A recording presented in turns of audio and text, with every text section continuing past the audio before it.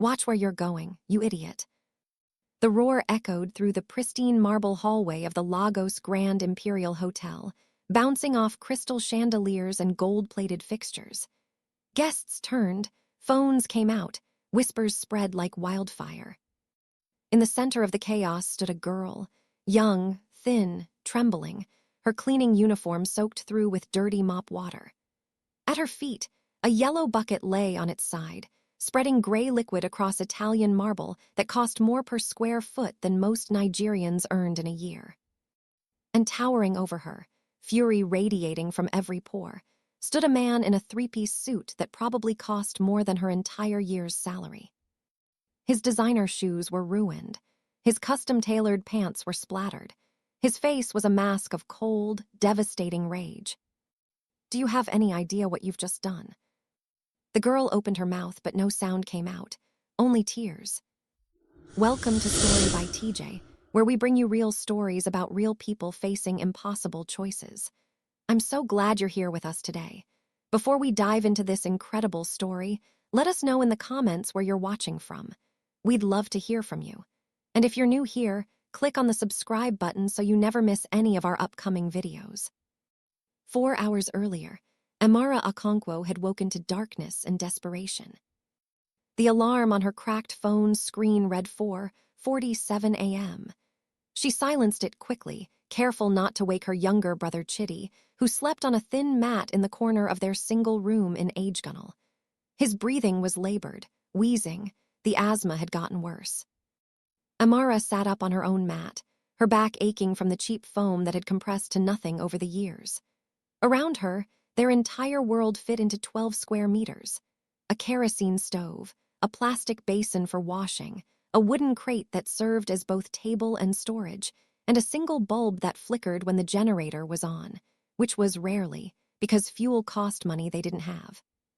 She moved quietly in the dark, washing her face with water from a jerry can, changing into her cleaning uniform, a faded blue dress with Lagos Grand Imperial Hotel embroidered on the pocket. The uniform had been white once, years ago, when she'd first gotten the job. Now it was gray from countless washings in harsh soap and harder water. On the crate sat 3 things that represented her entire financial reality. A hospital bill for 47,000 Naira. Chidi's last emergency room visit, when his asthma attack had been so bad she'd thought he would die right there in her arms. A school fee notice for 12,000, because even though they were drowning, Chidi still deserved an education. And 200 Naira in crumpled bills, everything she'd managed to save from 2 months of 12-hour shifts, tips, and going without meals. The math was simple and devastating. She needed 56,000 more Naira, and she had no idea where it would come from. Amara tucked the money carefully into her bra, the safest place in Lagos for anything valuable, and looked at her sleeping brother. At 16, Chidi should have been worrying about football and girls and what university he'd attend. Instead, he worried about breathing and whether his sister would come home each night. "I'll fix this," she whispered to the sleeping boy. "I promise I'll fix everything." It was a promise she'd made 1,000 times since their mother died 3 years ago. A promise she had no idea how to keep. She left their room, locking the flimsy door with a padlock that wouldn't stop anyone determined, and began the 2-hour journey to Victoria Island. 2 Danfo buses, 1 Keek Napip, and a long walk because she couldn't afford the last leg of the trip. Lagos was already awake. The city never truly slept. It just shifted gears between its various states of chaos. Amara moved through it like a ghost, invisible among the millions of other people trying to survive another day in a city that chewed you up and spit you out if you weren't careful. By 7:15 a.m., she was clocking in at the staff entrance of the Lagos Grand Imperial Hotel. The hotel was a monument to wealth she couldn't comprehend. 5-star luxury, international guests, rooms that cost per night what her family spent in 6 months.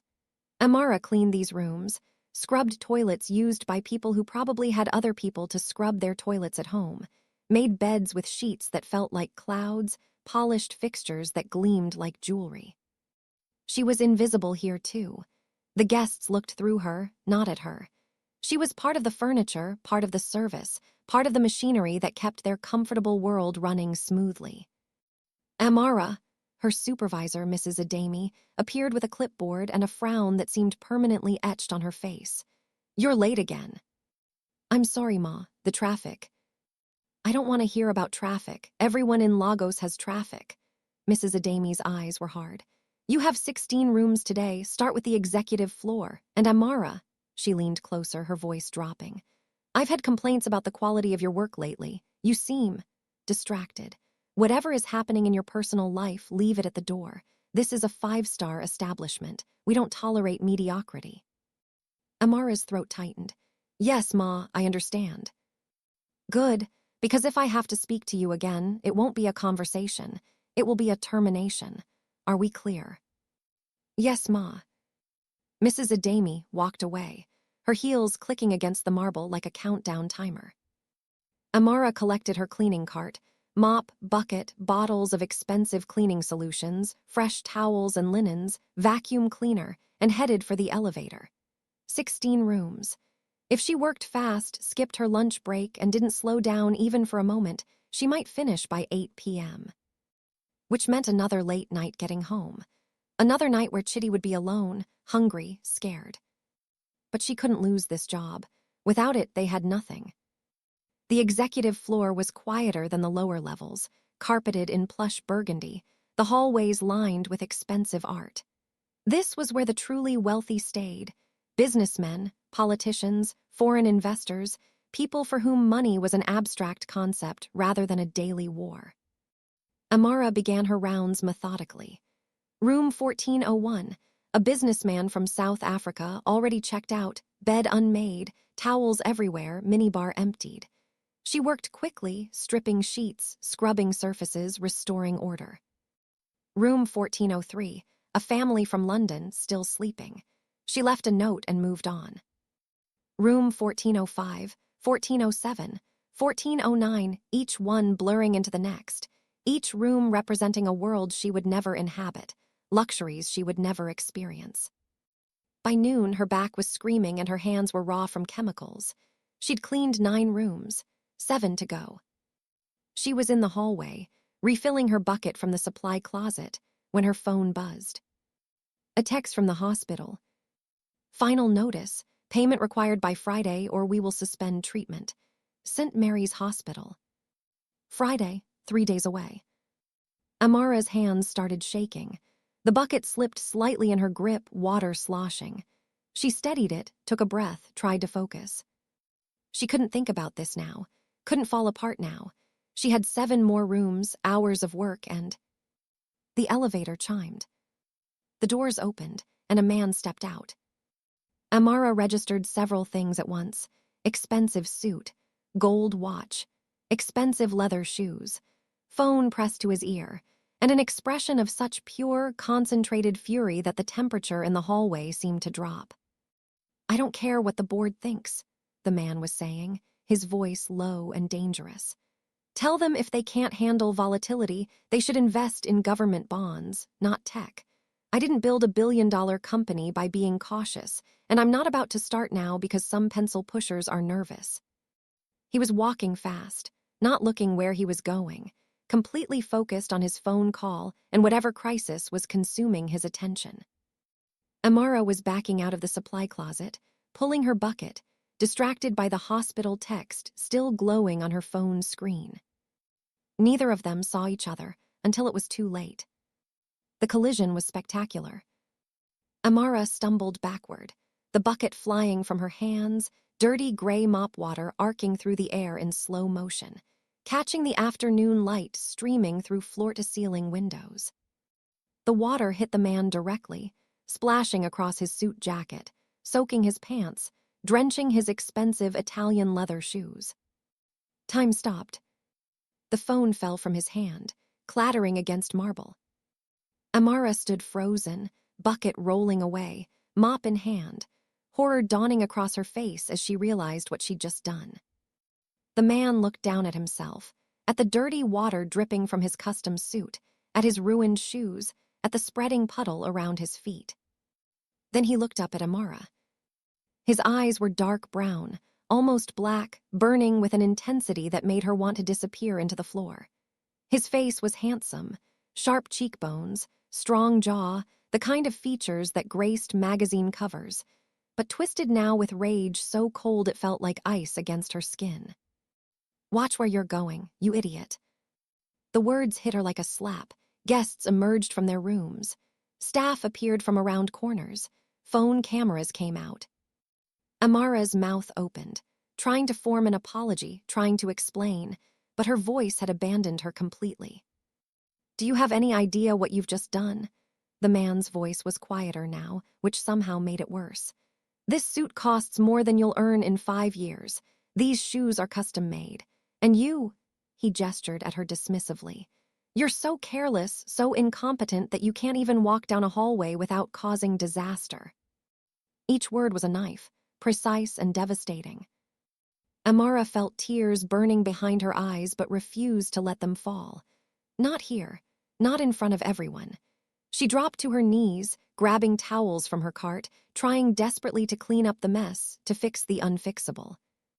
"I'm so sorry, sir, I didn't see, please, I can clean your shoes, I can." "Don't touch me," his voice was ice. "Don't come near me, just stay away." He picked up his phone, shook water from it, and looked at her one more time with such contempt that Amara felt something inside her shrivel and die. Then he walked away, leaving wet footprints on the marble, leaving her kneeling in dirty water and shame. The onlookers dispersed slowly, disappointed the drama was over. Within seconds, the hallway was empty again except for Amara, still on her knees, surrounded by scattered towels and spilled water and the ruins of her dignity. Mrs. Adami appeared like a vulture sensing death. "My office, now." The lecture lasted 20 minutes. Amara stood with her head down, hands clasped in front of her, listening to words like unprofessional, disgraceful, liability, and final warning. "Do you know who that was?" Mrs. Adami demanded. Amara shook her head. "That was Zayn Okafor, Zayn Okafor." She said the name like it should mean something. "Owner of Okafor Tech Solutions, one of the youngest billionaires in Nigeria. He stays in our imperial suite whenever he's in Lagos. That suite costs 800,000 per night. Per night, Amara, and you just humiliated him in our hallway." 800,000 Naira per night. The number was so absurd Amara couldn't even process it. That was more than she'd earned in her entire 5 years of working here. "I should fire you right now," Mrs. Adami continued. "But we're understaffed, and I'm in a generous mood. So instead, you're going to finish your shift, you're going to clean every room perfectly, and you're going to pray that Mr. Okafor doesn't complain to management. If he does, you're gone. Do you understand?" "Yes, Ma." "Get back to work. And Amara," Mrs. Adami's voice softened slightly, "whatever is going on with you, fix it, because you can't afford another mistake." Amara returned to the executive floor with her heart in her throat and her hands still shaking. She finished the remaining rooms in a daze, working on autopilot, her mind replaying the incident over and over. The look in his eyes, the contempt, the disgust. "You're so incompetent." She'd been called worse. Life in Lagos taught you to develop thick skin, but somehow this was different. This wasn't street harassment or casual cruelty. This was a man looking at her and seeing nothing, seeing someone so far beneath him that she wasn't even worth his anger, just his dismissal. By 8:30 p.m., she'd finished all 16 rooms. Her shift ended at 9 p.m., but Mrs. Adami caught her at the staff elevator. "One more thing before you go." She consulted her clipboard. "Imperial Suite 1503 needs a final check. The guest just checked in and wants everything perfect. It'll take you 10 minutes. Do it, then you can leave." Amara nodded wearily and headed back up. The Imperial Suite was on the top floor, accessible only by a special elevator that required a key card. Mrs. Adami had given her access, along with strict instructions not to touch anything except what was absolutely necessary for cleaning. The elevator opened directly into a private foyer. Amara stepped out and stopped, momentarily stunned despite her exhaustion. The suite was enormous. Floor-to-ceiling windows overlooked the Lagos skyline, the city spreading out below like a carpet of lights.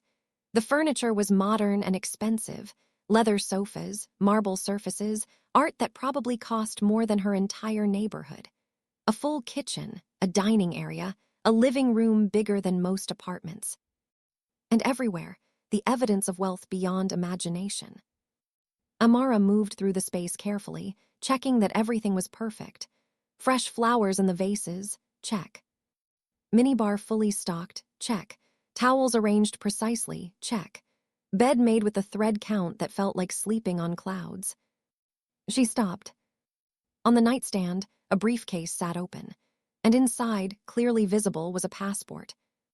Amara's eyes landed on it before she could look away. The photo showed the man from the hallway. Sharp suit, intense eyes, unsmiling. And the name, Zayn Okafor. Her blood turned to ice. This was his suite. The man she'd humiliated, the billionaire she'd drenched in dirty mop water, the person who could end her career with a single phone call. She was standing in his personal space. Amara backed away from the nightstand as if it had burned her, her heart hammering. She needed to leave, now, before he returned, before. The elevator chimed. No. No. Footsteps in the foyer. A voice on the phone, that same voice from earlier, still angry, still dealing with whatever crisis consumed his world. Amara looked around frantically. The bathroom, she could hide there, wait for him to go into another room, then slip out. Too late. Zayn Okafor walked into the bedroom and stopped dead.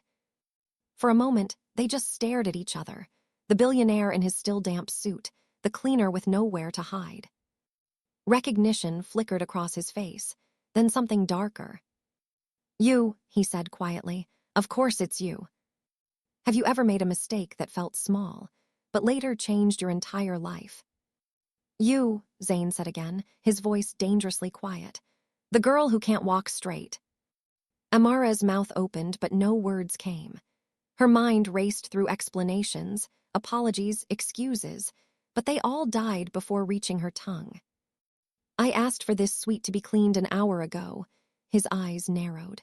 That was an hour ago. Why are you still here? I just finished, sir. I was doing the final check. Mrs. Adami sent me. I don't care who sent you. He moved further into the room, loosening his tie with sharp, frustrated movements. Get out. Amara grabbed her cleaning supplies with shaking hands and fled toward the elevator. But as she passed him, Zayn spoke again. Wait.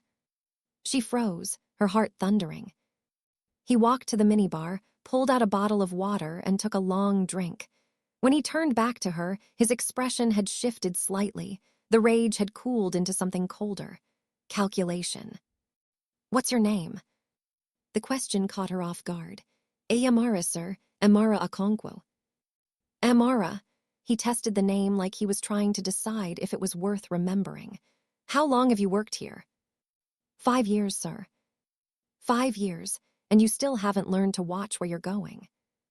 The cruelty was casual, almost absent-minded, like he was commenting on the weather. Somehow that made it worse. Amara's fingers tightened around her cleaning cart handle. I'm very sorry about earlier, sir. It was an accident. I wasn't paying attention. Clearly, he set down the water bottle. Do you know how many people I had to reschedule today because of you? Do you know how much time you cost me? She didn't answer. What could she say? Zayn studied her for a long moment, his dark eyes unreadable. Then he waved his hand dismissively. Go, and if I see you near my suite again, I'll have you fired. Amara didn't need to be told twice. She practically ran to the elevator. But as the doors closed, she caught one last glimpse of him, standing in the middle of his enormous suite, surrounded by luxury that would make kings jealous, looking somehow alone. The next morning, Amara arrived at work with dark circles under her eyes. She'd barely slept, her mind replaying the encounter over and over. Every time she closed her eyes, she saw his face, the contempt, the coldness, the power. Mrs. Adami intercepted her at the staff room. "Change of assignment today." Amara's stomach dropped. "Am I being fired?" "No," Mrs. Adami's expression was unreadable. "You're being reassigned, permanently, to the Imperial Suite floor." The world tilted. "What, but—" "Mr. Okafor specifically requested you." The words didn't make sense. Requested. He'd threatened to have her fired. Why would he? "I don't understand, Ma." "Neither do I," Mrs. Adami admitted. "But when a man who spends 800,000 Naira per night makes a request, we don't question it. You'll clean his suite every morning at 10 a.m. sharp. He's usually out at meetings. You'll have 2 hours. Don't waste them." Amara felt like she was walking into a trap, but couldn't see the teeth yet. The first week was torture. Every morning at 10 a.m., Amara entered the Imperial Suite with her heart in her throat. The space was always empty, Zayn was never there, but his presence lingered everywhere. His cologne in the air, his suits hanging in the closet, his papers scattered across the desk. His life laid bare for her to witness. She cleaned meticulously, terrified of making another mistake. Every surface gleamed. Every towel was perfectly aligned. Every glass sparkled. But the strangest thing was what she found on the third day. On the kitchen counter, beside the coffee maker, sat an envelope. Her name was written on it in sharp, masculine handwriting. Inside was 20,000 Naira in cash. No note, no explanation. Amara stared at the money, her hands trembling. This was nearly half of what she needed for Chitty's hospital bill. But why? Was this guilt, pity, some kind of test? She almost left it there. Pride screamed at her to walk away, to not accept charity from the man who'd humiliated her. But then she thought of Chitty, wheezing in their tiny room, missing school because he couldn't breathe properly. She took the money. The next day there was another envelope, 15,000. The day after, 10,000. Each time, no note, no explanation, just money appearing like magic. By the end of the week, Amara had enough to pay the hospital bill and Chitty's school fees. She cried in the staff bathroom, overwhelmed by relief and confusion and something else she couldn't name. Why was he doing this? She got her answer on Monday. Amara arrived at 10 a.m. as usual and let herself into the suite. But this time, the space wasn't empty. Zayn sat at the dining table, laptop open, coffee steaming beside him. He was dressed casually, a simple black t-shirt and jeans, looking nothing like the furious businessman from their first encounter. He looked up when she entered. "Good morning, Amara." Her name in his mouth sounded different, less like a weapon, more like a name. Good morning, sir." She hovered by the door, uncertain. "I can come back later if—" "No, stay." He gestured to the chair across from him. "Sit." "Sir, I'm not supposed to." "Sit," he repeated, his tone making it clear it wasn't a request. Amara sat, perching on the edge of the chair like a bird ready to flee. Zayn studied her for a moment. "You took the money." Heat flooded her face. "Yes, sir, I thank you. I don't know why you—" "Your brother," he said it matter-of-factly, like he was discussing the weather. 16 years old, chronic asthma, you're behind on his medical bills. The blood drained from Amara's face. "How do you—" "I make it my business to know things about people in my life." He took a sip of coffee. "Even temporary people." "I don't understand." "You will." He closed his laptop. "I have a proposition for you." Everything in Amara screamed danger, but she couldn't move.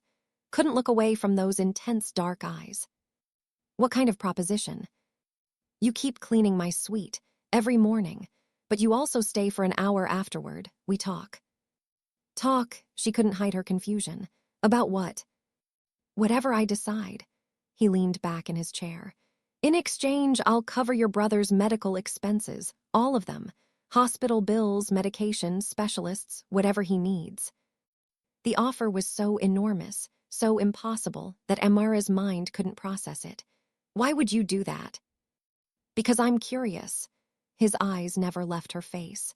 You're the first person in years who's looked at me like I'm just a man, not a billionaire, not an opportunity, just someone who ruined your day. I want to understand that. I don't. Every morning, 1 hour of conversation, that's all I'm asking. He paused. Well, that and your honesty, no lies, no pretending to be someone you're not, just you. Amara's hands clenched in her lap. Every instinct warned her this was dangerous. Men like him didn't give without taking. This was a trap, had to be a trap. But Chitty, her baby brother who couldn't breathe without medication they couldn't afford. Okay, she whispered. I'll do it. Something flickered in Zayn's eyes. Satisfaction, relief, she couldn't tell. Good. He stood, grabbed his coffee, and headed toward his office. Tomorrow at 10, don't be late. The conversations started awkwardly. The first day, they sat in uncomfortable silence for 45 of the 60 minutes, Zayn working on his laptop while Amara fidgeted in her chair. Finally, he asked her what she did in her free time. She admitted she didn't have free time. When she wasn't working, she was taking care of Chitty or trying to study nursing textbooks borrowed from the library.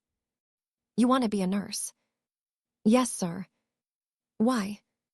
Because I couldn't save my mother. The words came out before she could stop them. She got sick, and we couldn't afford treatment, and by the time we got to the hospital, it was too late. I don't want anyone else to feel that helpless. Zayn had looked at her then, really looked, and something in his expression softened microscopically. The second day, he asked about her neighborhood. She described Agegunnel honestly. The poverty, the resilience, the community that looked out for each other because no one else would. He listened without interrupting, without the pity or disgust she expected. The third day, he made her tea. Real tea, not the cheap dust she bought from corner stores, but something imported and expensive that tasted like warmth and comfort. They drank in silence, but it was a different kind of silence. Companionable, almost. By the end of the second week, something had shifted. Amara still called him sir, still maintained the proper distance, but the fear had faded. In its place grew something stranger, curiosity. This man who'd humiliated her, who lived in a world she couldn't comprehend, was turning out to be complicated. He was arrogant, yes. Entitled, absolutely. But he was also lonely in a way that wealth couldn't fix. She saw it in the way he sat at his massive desk, surrounded by success, making calls to people who feared or wanted him but never seemed to genuinely like him. And he was surprisingly easy to talk to, once you got past the intimidating exterior. What's the hardest part of your world? She asked one morning, surprising herself with the boldness. Zayn looked up from his laptop. My world. Being, you having all this. She gestured around the suite. He considered the question seriously. Everyone wants something from me. My money, my influence, my name. No one just wants me. He paused. Except maybe you. You look at me like I'm an inconvenience you have to tolerate. That's because you are, sir. The laugh that burst from him was unexpected and genuine. It transformed his face completely, erasing years of cynicism and revealing someone younger, lighter. Fair enough, he admitted. On Friday of the second week, Zayn did something that changed everything. He handed Amara a small velvet box. What is this? She stared at it like it might explode. Open it. Inside was a delicate silver necklace, a simple chain with a small pendant shaped like a bird in flight. Sir, I can't. You can. His voice was firm but not harsh. It's not expensive, well it is, but that's not the point. The point is, he hesitated, looking almost uncertain for the first time since she'd met him. You remind me that there's a world outside boardrooms and stock portfolios. This is just, thank you. Amara's fingers trembled as she lifted the necklace. The bird caught the light, seeming to move. Thank you, she whispered. Their eyes met, and something passed between them. Understanding, recognition, the beginning of something neither of them had words for yet. That evening, Zayn stood at his floor-to-ceiling windows, watching Lagos sprawl beneath him. His phone rang. His mother, probably calling to lecture him about some business decision or arrange another meeting with a suitable wife from an appropriate family. He ignored it. Instead, he thought about a girl who cleaned his suite and challenged his assumptions and looked at him like he was just a person. Just a man. Not a billion-dollar empire, not a family legacy, just Zayn.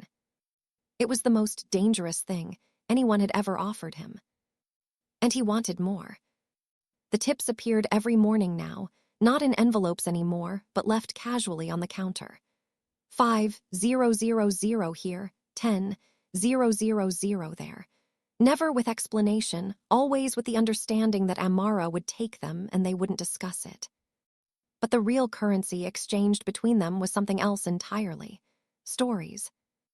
Zayn told her about building his tech company from nothing, about sleepless nights and impossible risks, about the moment he'd made his first million and realized money didn't fill the emptiness he'd been running from.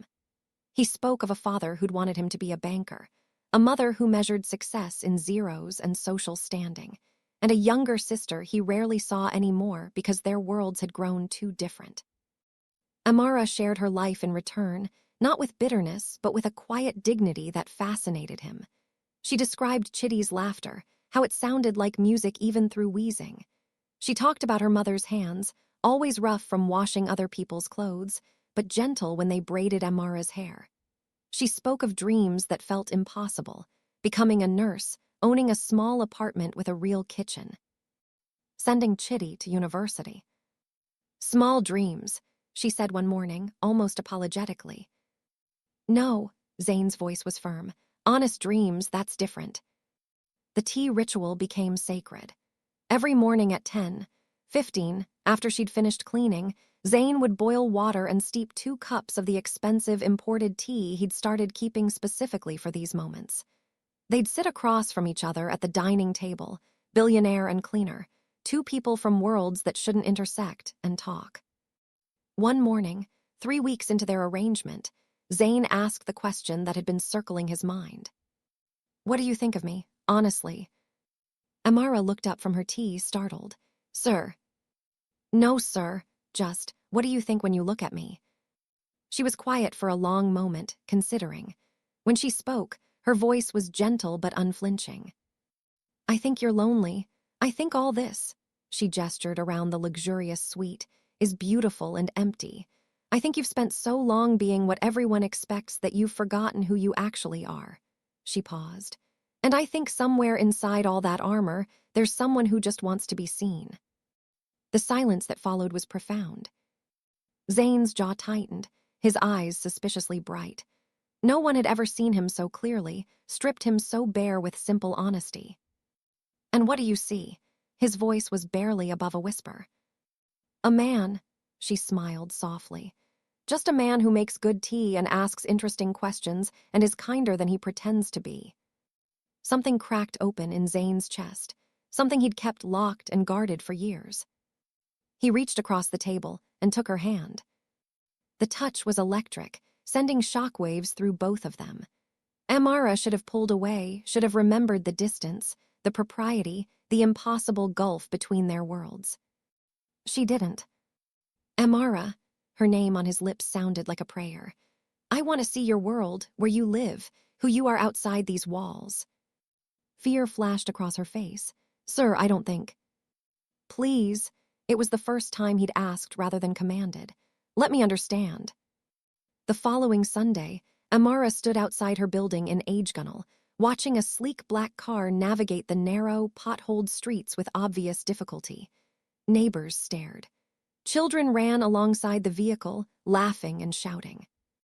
Zayn emerged looking completely out of place. Designer casual clothes, expensive watch, everything about him screaming wealth in a neighborhood where survival was the only currency that mattered. But he didn't look disgusted or uncomfortable.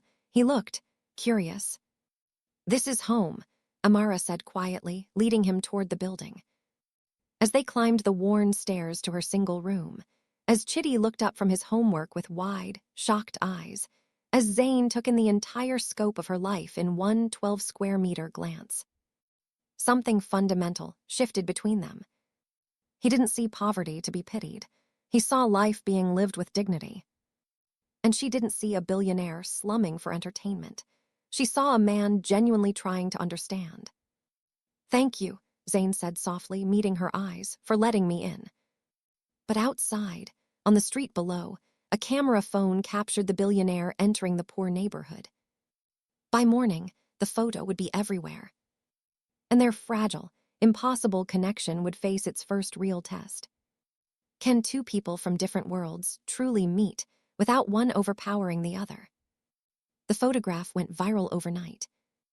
Billionaire Zayn Okafor slumming in AJGUNLE, new girlfriend or charity case. The image was grainy but unmistakable.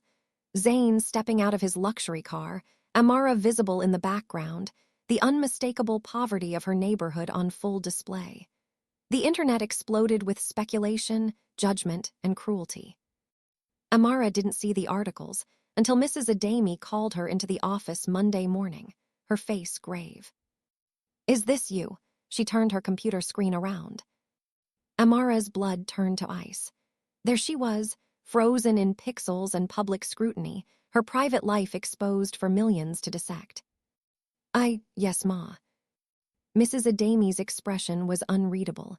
"The hotel management has received calls, questions about our staff fraternizing with guests, about propriety, about," she paused, "about what kind of establishment we're running."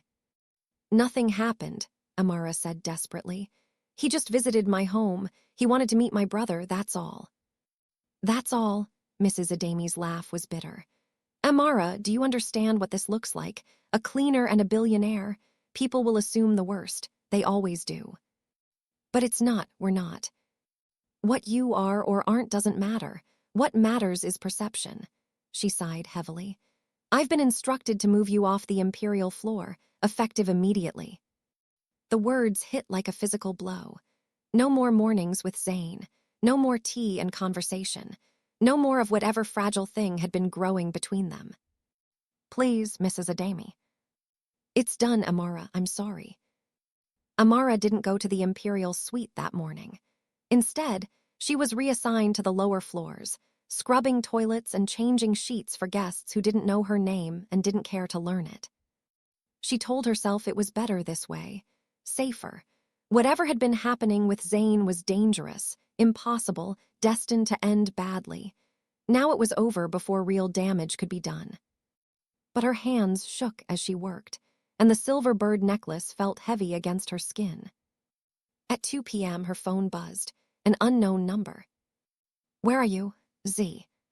She stared at the message, her heart hammering. She shouldn't respond. Should let this die quietly, return to her invisible life, forget that for a few brief weeks she'd been seen. Her fingers moved before her brain could stop them. "I was reassigned. I'm sorry." The response came immediately. "Meet me, staff exit, 6 p.m., please." Zayn was waiting by his car when Amara emerged from her shift, exhausted and emotionally wrung out. He looked furious, but not at her. "Get in," he said. "Sir, I don't think." "Please," that word again, the one that stripped away his armor. "Just get in." She did. They drove in silence through Lagos traffic until Zayn pulled into a quiet park overlooking the lagoon. The sun was setting, painting the water gold and orange. "I saw the articles," he said finally. "The photographs, the comments." His jaw tightened. "I'm sorry you're being dragged into my world like this." "It's not your fault." "Isn't it?" He turned to face her. "I pushed. I wanted to see your life. I didn't think about consequences for you. I never think about consequences for anyone but myself." "That's not true." "It is." His voice was heavy with self-recrimination. "You were right that first day. I am entitled. I am arrogant. I take what I want without considering who gets hurt." He paused. "But you made me want to be better." Amara's throat tightened. "Zayn, I'm going to fix this. I'll talk to hotel management, clear your name, make sure you're not punished for my selfishness." "I don't want your rescue." The words came out sharper than she intended. "I don't need you to swoop in and fix everything with money and influence. I just need..." She trailed off, not sure what she needed. What? His eyes searched her face. Tell me what you need. I need you to understand that your choices have weight. That when you step into my world, you bring your world with you, the cameras, the judgment, the impossible standards. And I can't. Her voice broke. I can't be what they expect. I can't be the poor girl being saved by the rich man. I won't. Zayn reached for her hand, then stopped himself. What if I don't want to save you? What if I just want to know you? Can you?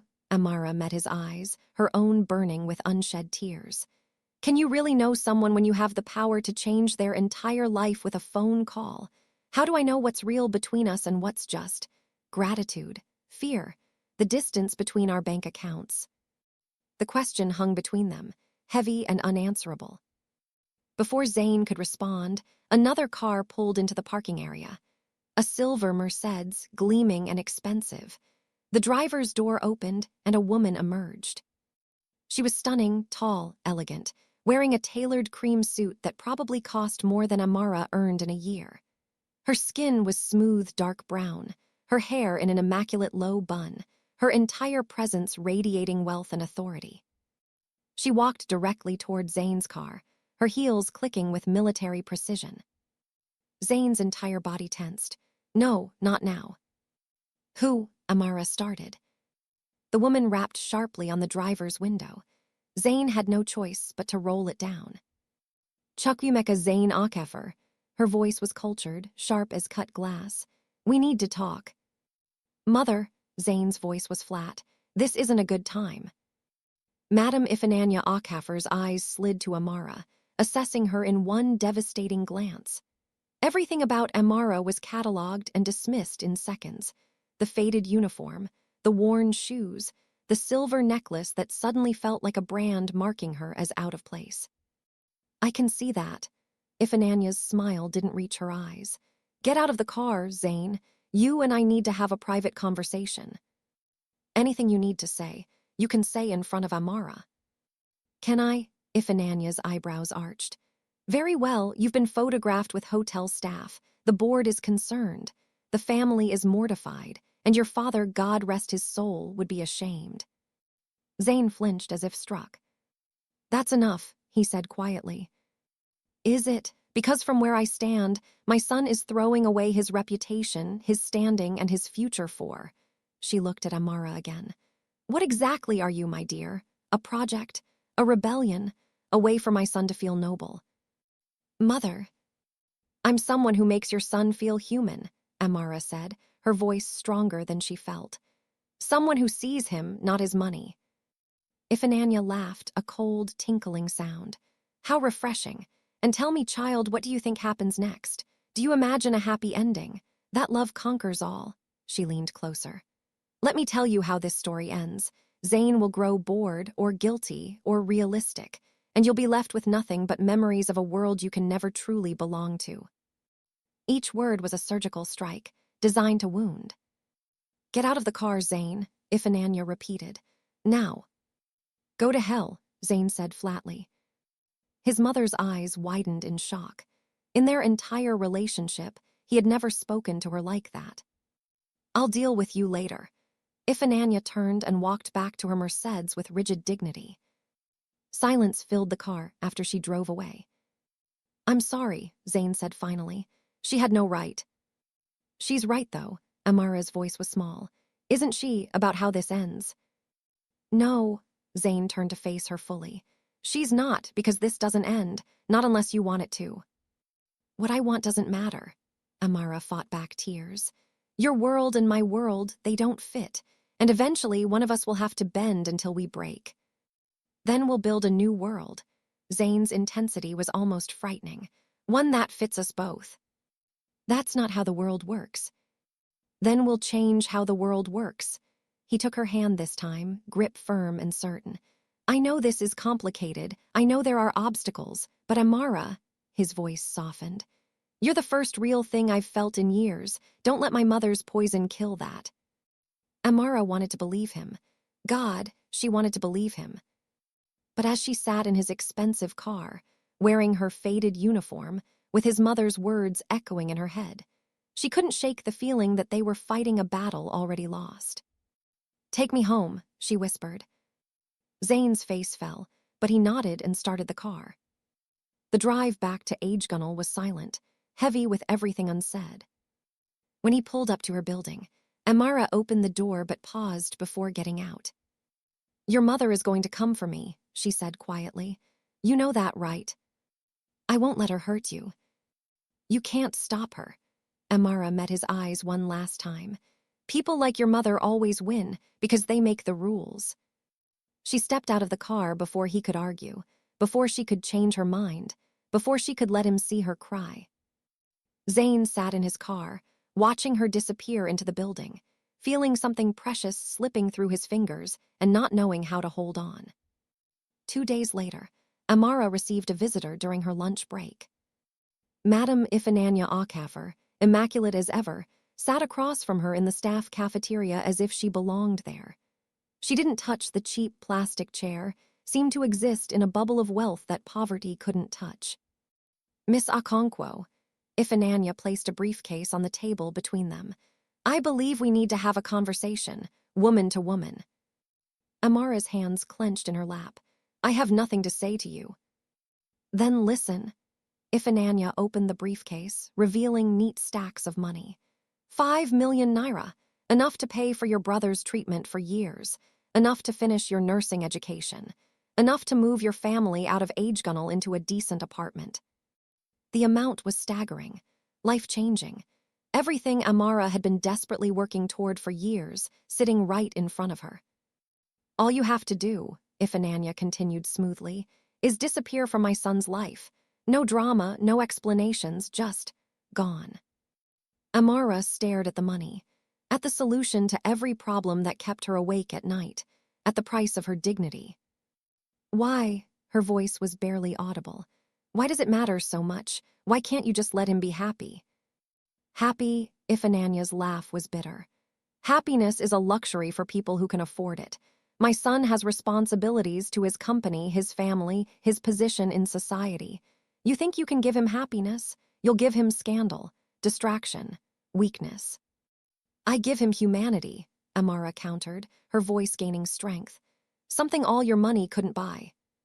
"How poetic." Ifananya's eyes were ice. "And how irrelevant. Take the money, girl. Take it and give my son back to the world where he belongs." Amara looked at the briefcase, at 5 million reasons to walk away, at the end of every struggle that had defined her life. Then she looked at the silver bird necklace resting against her chest, at the symbol of someone who saw her as more than her circumstances. "No," she said simply. Ifananya's composure cracked. "Excuse me." "I said no." Amara stood, her legs shaking but her voice steady. "I'm not some obstacle to be bought off. I'm not a problem to be solved with money. And your son," she met Ifananya's eyes directly, "your son deserves to make his own choices about who he loves and why." "Love," Ifananya stood as well, fury replacing her cold calculation. "You think this is love? It's infatuation, novelty. It will pass, and when it does, you'll have nothing. No money, no protection, nothing." "Then I'll have nothing." Amara's voice didn't waver. "But at least I'll have my dignity."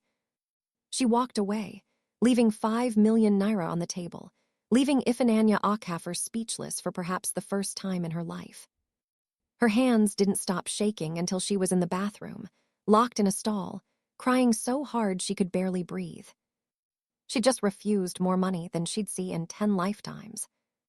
For what? For pride. For a relationship that might not survive the next week.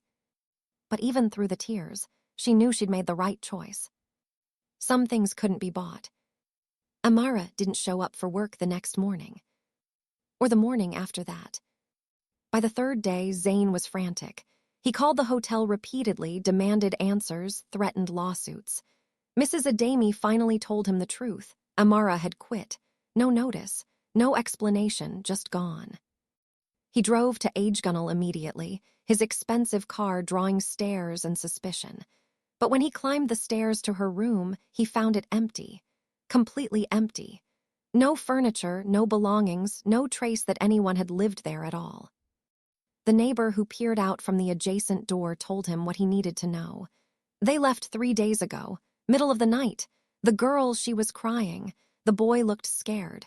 They took everything they could carry. Zayn stood in the empty room, feeling like he'd been punched in the chest. She'd vanished. He returned to his suite, his empty, luxurious, suffocating suite, and for the first time in his adult life, completely fell apart. The cleaning cart was still there, abandoned by whoever had replaced Amara. The tea was still in the cupboard. The dining table where they'd sat every morning felt like a memorial to something precious and irretrievably lost. On the counter, he found an envelope with his name on it. Inside was the silver necklace and a note in Amara's careful handwriting. "Thank you for seeing me, but I can't be the person who breaks you apart from your world. Your mother came to me. She offered money. I refused, not because I don't need it, but because some things aren't for sale. I'm leaving Lagos, taking Chitty somewhere safer, quieter, somewhere your world can't find us. You made me believe I was worth something. That's a gift I'll carry forever. Don't look for me. Please, let me go. Hey." Zayn read the note 3 times, then a 4th, his vision blurring. His mother, of course it was his mother.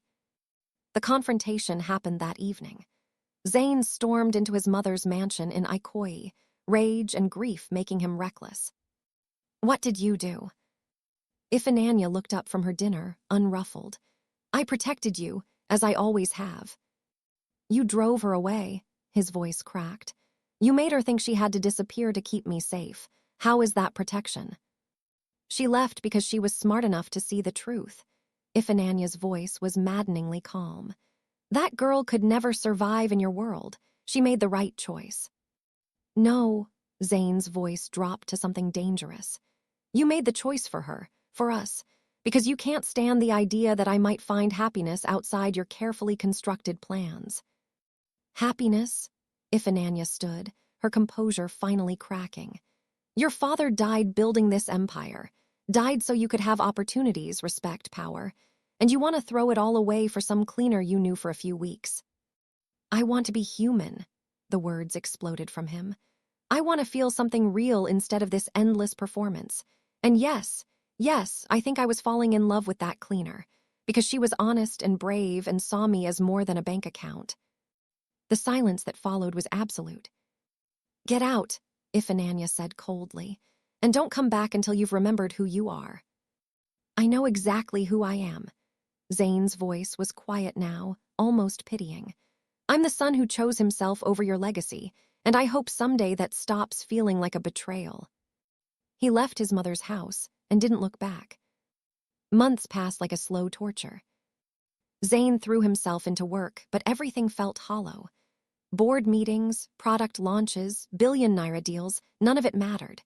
His empire grew and he felt himself shrinking. He searched for Amara everywhere. Hired investigators, checked hospitals, schools, anywhere she might have gone. But she disappeared completely, vanished like morning mist. Until one afternoon, his assistant brought him a flyer. New literacy program opening in Badegry, teaching adults and children. All welcome.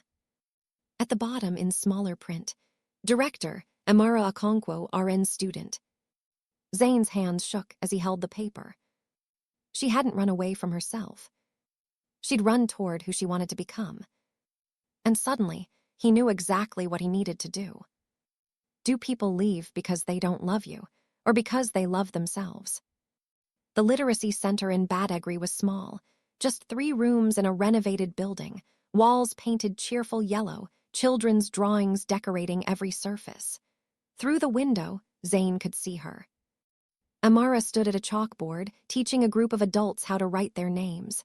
She wore a simple dress, not a uniform, not anything expensive, just herself. Her hair was different, pulled back in a neat bun. She looked older somehow, stronger. Beautiful. When the class ended and students filed out, Zayn stepped inside. Amara froze when she saw him, chalk still in her hand, eyes wide with shock and something else, something that looked like hope fighting with fear. "Hi," Zayn said softly. "You found me." Her voice was barely a whisper. I wasn't looking for a cleaner or a project or a rebellion. He took a step closer. I was looking for you, just you. Tears spilled down Amara's cheeks. Zayn, nothing's changed. Your world, my world. You're right, nothing's changed. He smiled, and it transformed his entire face. I'm still arrogant, you're still stubborn. My mother still thinks she knows best, and there are still a million reasons why this is impossible. Then why are you here? Because impossible is just another word for worth fighting for. He closed the distance between them. I spent months trying to go back to who I was before you, back to the person who measured everything in profit margins and power moves. And you know what I discovered? What? I don't want to be that person anymore. His voice was raw with honesty. You didn't just show me your world, Amara. You showed me myself, the version I'd buried under money and expectations and fear. And I can't unsee that. I don't want to. Your mother. My mother doesn't get to choose my life anymore. I do. He took her hands, holding them like they were precious. And I choose this. I choose you. Not because you need saving, but because you make me want to be saved. Amara laughed through her tears. That's the most dramatic thing you've ever said. I've been practicing. His smile was genuine, unguarded. I've also been learning about humility, about listening, about building a life instead of an empire. What does that mean? It means I'm funding literacy programs across Nigeria, using my money for something that matters. It means I resigned from half my board positions. It means I told my mother that if she can't respect the woman I love, she can't be part of my life. He paused. It means I'm done apologizing for loving you. The words hung between them, precious and terrifying. I love you too, Amara whispered. I never stopped, but Zayn, I can't be the poor girl you rescue. I need to be your equal. You've always been my equal. His voice was fierce. You had the courage to refuse 5 million Naira, to choose yourself, to build this. He gestured around the center, from nothing. You're not just my equal, Amara. You're better than me, and I'm hoping you'll teach me how to be half as brave as you are. She stepped into his arms, and he held her like she was the answer to every question he'd ever asked. No more hiding, she murmured against his chest. If we do this, we do it openly, together. Together, he agreed. Let them talk, let them judge. As long as I have you, nothing else matters. 6 months later, the charity gala at the Lagos Grand Imperial Hotel was the event of the season. Zayn stood at the podium in his tuxedo, but this time, Amara stood beside him. Not behind, not hidden, wearing an elegant dress and the silver bird necklace that had never truly left her. Ladies and gentlemen, Zayn announced to the crowd of Nigeria's elite, I'd like to introduce you to Amara Okonkwo, founder of the Badegry Literacy Initiative, registered nurse, and the woman who taught me that wealth means nothing if you're poor in spirit. The applause was polite but uncertain. Some smiled. Others whispered. Zayn's mother sat in the back, her face unreadable. But Amara stood tall, no longer invisible, no longer ashamed. Thank you, she said into the microphone, her voice steady. I used to clean rooms in this hotel. I used to be invisible. But someone saw me, really saw me, and taught me that where you start doesn't define where you finish. She looked at Zayn, and the love between them was so obvious, so genuine, that even the cynics in the room felt something shift. We all have a choice, Amara continued. To build walls between our worlds or build bridges, to judge people by their bank accounts or by their hearts, to choose power, she paused, or to choose love. The applause this time was thunderous. Later, as they danced under crystal chandeliers in the same hotel where they'd first collided, Zayn whispered in her ear. Still think we're from different worlds? Amara smiled, resting her head against his chest. No, I think we built a new one that fits us both. And somewhere in the crowd, Madame Zayn Okafor watched her son dance with the cleaner who'd refused her money, and finally, reluctantly, began to understand what her son had learned.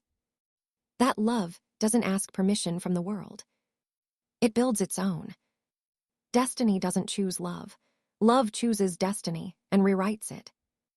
Do you believe love can rewrite destiny? Or does destiny choose love first? Drop a love if this story touched your soul. Where are you watching from?